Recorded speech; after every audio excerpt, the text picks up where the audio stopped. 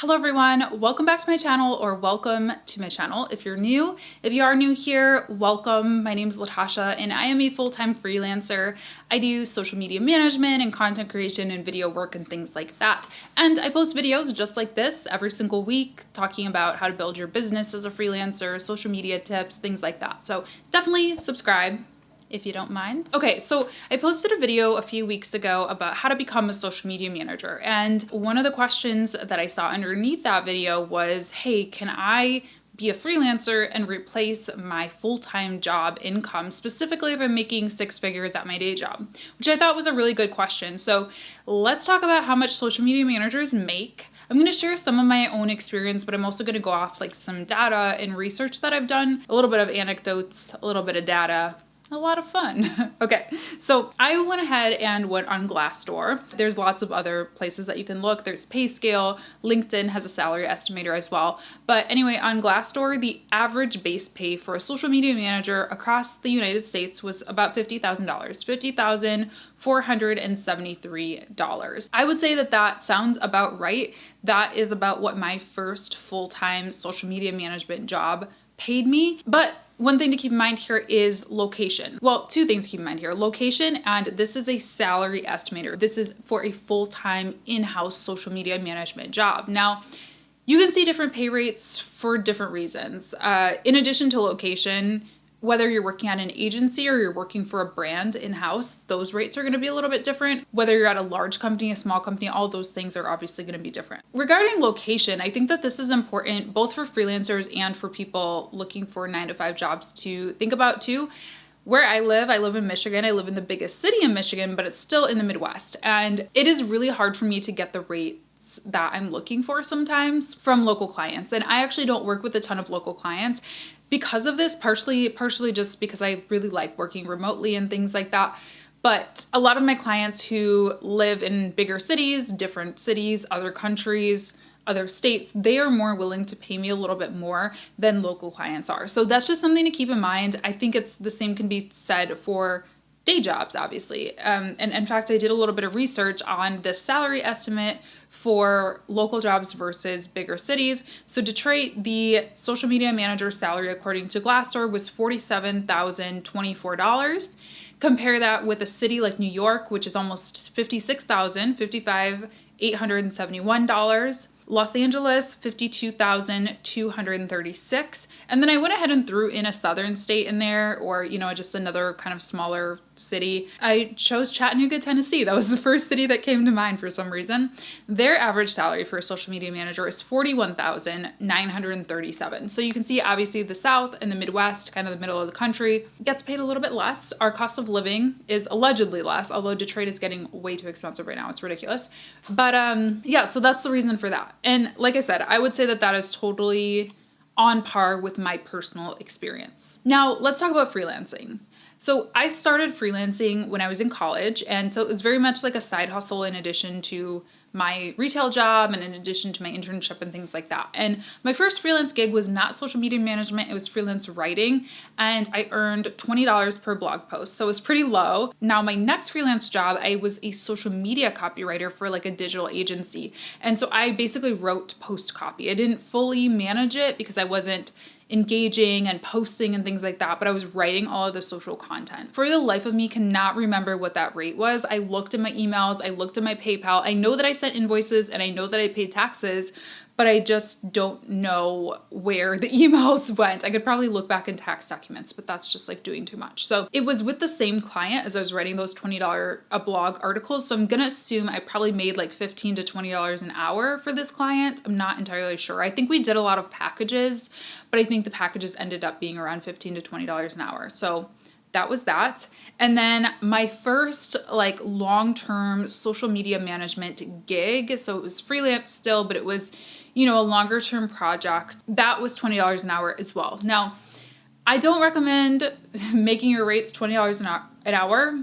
I keep wanting to say $20 an article now. 20, whatever. I don't recommend either of those because here's the thing. $20 an hour actually sounds like not terrible. It's double, maybe triple the minimum wage. But the thing is, being freelance, you are not getting a lot of the same protections. So you're not getting like sick days. You're not getting, you know, employer sponsored healthcare or 401k. You're not getting access to equipment or even the facility to work out of. Like, you have to keep that in mind. If you're a freelancer, you're going to be paying more in your electric bill, your heat bills, things like that. You're going to have to pay for internet. You're going to have to buy nice computers and camera equipment and things like that because you're using your own stuff. In addition to that, you're also going to be having to save 30 to 40% for taxes. So these are all things to consider when you're making your freelance hourly rate. I actually have a video. I'm going to link it down in the description box if you want to check it out, but it's all about freelance hourly rates. I mean, I think when you're first starting out, you got to get a start, right? Anyway, that's just a little peek into what I was making. Now, as I mentioned, I did work full-time at a corporate company in social media management, and I would say my experience was pretty much on par with what those Glassdoor results were. Now, I did get several promotions and raises in that job as well, so that's not what I ended up making when I left that job, but my starting rate, I would say, was average for a social media manager. Now, with that said, when I was working at my full-time social media job, I was actually side hustling as well. So I've pretty much always had a side hustle, like, since I can pretty much remember. I was working for clients, working probably around that $20 an hour rate. I often worked for packages, but again, it ended up being probably like $20 to $30 an hour kind of thing. So I was always side hustling. So that, you know, like my first year as a full-time social media manager, between my corporate job and my side hustle, I would say I probably made about $70,000 to $80,000 that year. I also had a YouTube channel, which does make a small amount of money for me each month. And I did some sponsorships and things like that. So I would have to really cherry pick and see exactly what came directly from social media management. But I would say I probably made at least $15,000 to $20,000 just for my side hustle as a social media manager. You know, looking at those salary rates on Glassdoor, LinkedIn, or whatever you're researching, it doesn't have to be the end of it. If you're allowed to have a side hustle, you can make a decent amount in addition to your day job, and it can be a really good experience for you as well. At least it was for me. So since then, I have obviously went full-time with my business. So, you know, I've obviously lost that salary. So that hurt a little bit, it did, but I've also raised my rate quite significantly. There's a couple things to keep in mind with that. One, I've worked for that, right? I've done this for several years. So yes, I think I am at the point now where I can raise that rate, but you may have to work for a lower hourly rate just while you get your kind of experience together, while you get your processes down, all of that stuff. So that's something I always like to kind of mention is, yes, I do believe in charging what you're worth and everything like that, but you can't just like quit your job and charge $100 an hour. I mean, maybe you can. People can do lots of things nowadays, okay? I'm not saying you can't, but it's gonna be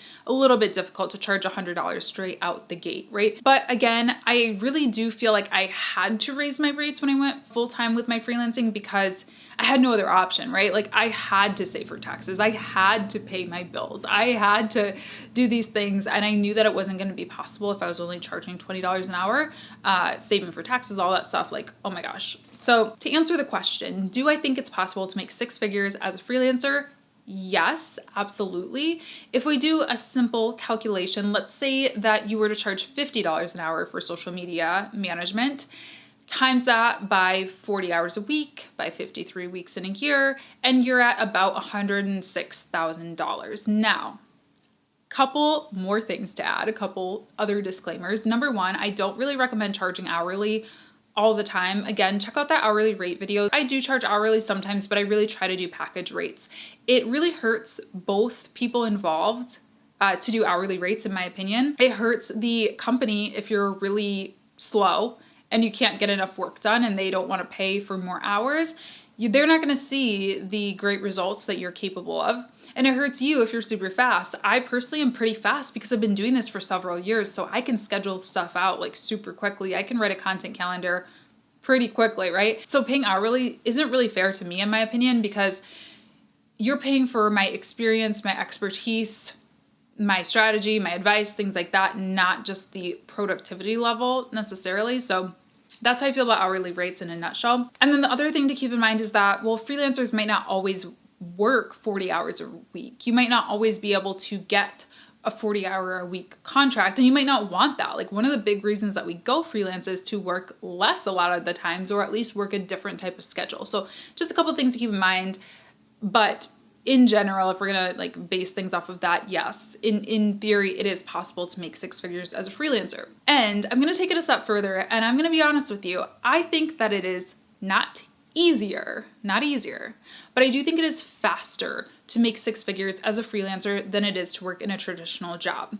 My experience, and I felt like I was paid fairly, which I know not everybody feels, but I actually did feel like I was paid fairly and all that stuff. But even still, just looking at like the succession plan and looking at kind of like what my next steps were, I don't think I would have gotten to 6 figures at a traditional 9-to-5 job, any job really, for a while. Whereas in theory, as a freelancer, you can make 6 figures whenever you want to, really. I mean, if you want to put in the work and put in the time and put in the energy and put in the sales and stuff like that, you could tomorrow or next year or next week or whatever if you really wanted to. But like I said, I definitely don't think that means it's easier. I think it can be faster, but I think that it's definitely not easier. I definitely work more than I did in my full-time job. I'm working on that. I'm working on outsourcing more. I'm working on, raising my rates so I can take less clients, things like that. But I definitely work more as a freelancer than I ever have before. And it's also way more high stress. It's good stress. Like, I don't feel bad stress, but at the end of the day, if I don't make money, like, that's all I got. Like, I don't have a guaranteed paycheck. So I wouldn't say that it's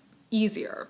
The last thing about freelancing is that I think I definitely have expanded my role without even intending to necessarily. When you own your own business, I don't believe in being a jack of all trades per se, but there are additional things that I do for my clients that are outside of the scope of what I would have done as a full-time employee. So as a full-time employee, I was literally just writing social posts, running ads, checking inboxes, like, social media management. But as a freelancer, I do copywriting, I do video editing for clients, I do Google ads and stuff sometimes. Like, I do things that are not in my pay grade or whatever if I were still at a corporate job. So those are just some things to keep in mind. But anyway, all that said, I do think it's possible, in my opinion. So that's the tea. That's the tea on social media manager salaries. Let me know in the comments what you thought of this video. Leave a like on this video as well. It was a little scary for me to record, to be honest. I don't know why, but it just gave me a little bit of anxiety to record this. So please leave a like and subscribe if you did appreciate it, if it was helpful for you.